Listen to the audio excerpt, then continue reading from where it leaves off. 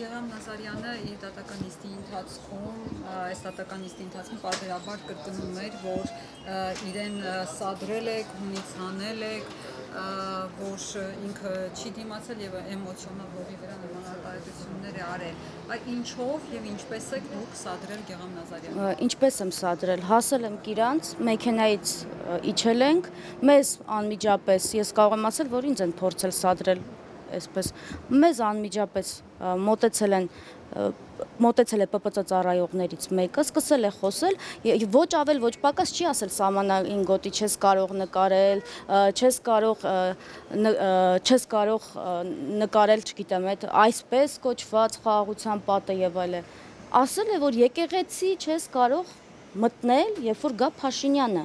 Այս դեպքում ինձ հնչել է պատասխան, որ որևէ մեկը, որևէ եկեղեցի, ով ուզում է գա,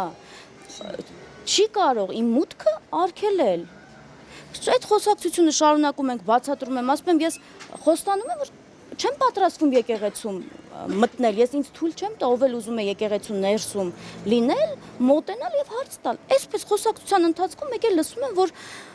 Էսի ստե ինչ գործ ունի, սրան ստեղից տարեք։ Ու այնտեղ, եթե ես ասեմ տասնյակ, դուք ասեք 2 տասնյակ այդ տարածքում ՊՊԾ ծառայողներ կադրում մի քանիսն առնվազն երևում են, բայց այդտեղ ամբողջ իր բարձր ձայնը, որ ինքը գոռում էր այգու տարածքում, այնտեղ կային, որտեղ դիպուկահարներ էին տեղակայվում եւ այլն, հարակից, այսինքն բազմաթիվ անձանց ներկայությամբ այդպես է փորձում անել ու այնտեղից մենք արդեն ասում ենք, որ դուք չէ որ պիտի ասեք։ Ունտեղից իր որդու հետ կապված հիշատակումը խոսում է սադրանքից եւ հիշեցնում է Կիրանցի նախորդ միջադեպը, որը եղել է այսպես կոչված բուն սահմանազատման ժամանակահատվածում։ Այն ժամանակ էլ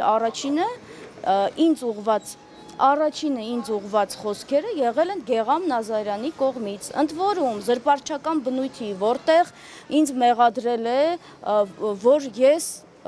փողով եմ այնտեղ եղել, չգիտեմ ինչ, մեղադրել է, որ ես ուզում եմ Կիրանցը Արցախի ճակատագրին արժանանա, գորգորացել էին վրա, հրամայել է, որ տեսախցիկը անջատեմ եւ այլն, ու ինքը մեջ է բերում երկրորդ հատվածը, որտեղ որ Գեղամ Նազարյանն արդեն խոսում էր իմ մասնագիտական արժանապատվություններ վիրավորում, ինձ ակնհայտ զրպարտում էր, փորձում էր իմ շուրջ այնպիսի իրավիճակ ստեղծել, որ Կիրանցու մնացած միակ տեսախցիկը, որը այնտեղ ամսից ավել էր, այնտեղ չլիներ, որպեսզի բնակիչները իմ դեմ լարվեին, բայց ինքը ստացավ լրիվ հակառակ պատկերը, որովհետև բնակիչները ինչ պետք է,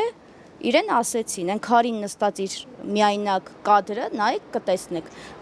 թե ինչ էին անում բնակիչներն այդ պահին, երբ Գեղամ Նազարյանը բառից բուն իմաստով հարձակվեց իմ վրա։ Ինչու դատական հայց չներկայացրեցի, որովհետև Փառք իր որդուն, այնուամենայնիվ հերոսի հայր է, այդ անգամ չներկայացրեցի, բայց այդ անձի կողմից շարունակական կերպով փորձել հանրային վայրերում նսեմացնել, խանգարել, փորձել իմ օպերատորին ասել մի նկարի, մի տեղից փորձել հրահանգել ՊՊԾ-ին, որպեսզի ինձ տանեն։ Ինքը ունեք ինչ գիտեր, ես թույլտվություն ունեմ, չունեմ, ինձնից էր հարցրել, մուտքը Կիրանց ինքն է ասենց ցուցակագրում է ով ունի թույլտվություն, ով չունի թույլտվություն։ Իսկ ինքը հարցրել է անկախ նրանից, նորից եմ կրկնում, ուղիղ եմ ասում, որ ինքը հիմա որքանով է իր քաղաքական հետագծով, որը ինքը դեմ չի, որ անբարոյական անվանեն, ցանկալի նույն իրենց Կիրանցում, նույն մեր բոլորի, նույն այն ժողովրդի Կիրանցում։ Իսկ ինքը հարցրել է քանի որ Գեղամ Նազարյանը դատական նիստում ասաց, որ ներողություն կխնդրի, եթե դու ներողություն խնդրես, դու նման բան կանես թե չէ։ Ես նախահարցակ չեմ լինելու, որտեղ այս պատմության մեջ ի սկզբանե նախահարցակ ես չեմ եղել։ Ի սկզբանե նախահարցակ եղել է Գեղամ Նազարյանը։ Առաջին միջադեպում ես 10 րոպեից ավել փորձել եմ իրեն հանգստացնել։ 10 րոպեից ավել, բայց ինքը միևնույնն է շարունակել է նույն ոգով, իդեպ բնակիչների հետ էր վիճում, ովքեր ճանապարհ են փակել։ Երկրորդ միջադեպի ժամանակ եւս ես նախահարցակ չեմ եղել, բայց եթե մարդը առանց այն էլ իմ գործունեության շուրջ որոշակի լարվածություն կա, գիտեք, սուր հարցեր եւ այլն, Նիկոլ Փաշինյանի հետ ինքն էլ չերքեց, որ Նիկոլ Փաշինյանի համար էր այնտեղից փորձում ինձ, այսինքն, չգիտեմ, ՊՊՑ պետեր գուցե ես չգիտեի Նիկոլ Փաշինյանի, եթե ես անտեղյակ եմ եղել, դրա համար կարամ ներողություն խնդրեմ, ես չգիտեի, որ Գեգամ Նազարյանը Նիկոլ Փաշինյանի անվտանգության ծառայության պետն է։ Եթե պետն է, իրազեկեք, այս դեպքում խնդիր չեմ տեսնի։ Բայց եթե իմ նկատմամբ եւ ոչ միայն իմ նկատմամբ, այլև միտումնավոր կերպով պատկերացրեք, ասում եմ, եւ իր ընկերուհին հիմա էլ իրանցի պայքարող աղջկան է թիրախավորում։ Պարբերաբար ինքը թիրախավորում է, փորձում է իմ պատվի արժանապատվության հետ խաղալ, մեկ որպես կին, մեկ ասում է, օրինակ առաջին անգամ ընդհանրապես չէր ընդունում, որ ես լրագրող եմ, տես կիսատ պռատ ներողություններ խնդրում, ասում էր, եթե ես որևէ լրագրողի, եթե եղել է այնտեղ լրագրող եւ ես վիրավորել եմ, ներողություն եմ խնդրում։ Հիմա պարզվում է, որ ինքը նկատի ունի իմ լրագրողական գործունեությունը։ Հիմա կողմնորոշվեք, պարոն Նազարյան, ինձ լրագրող եմ, լրագրող չեմ, իմ լրագրողական գործունեությունը նկատի ունեիք վիրավորելուց, իմ լրագրողական գործունեությունը նկատի չունեք, ես չգիտեմ, բայց այնուամենայնիվ, եթե ինքը ներողություն խնդրեր, այստեղ իմ համար նյութական պահանջը ամենևին էլ առաջնային չի, բայց նա ասում է իմ ընտանիքը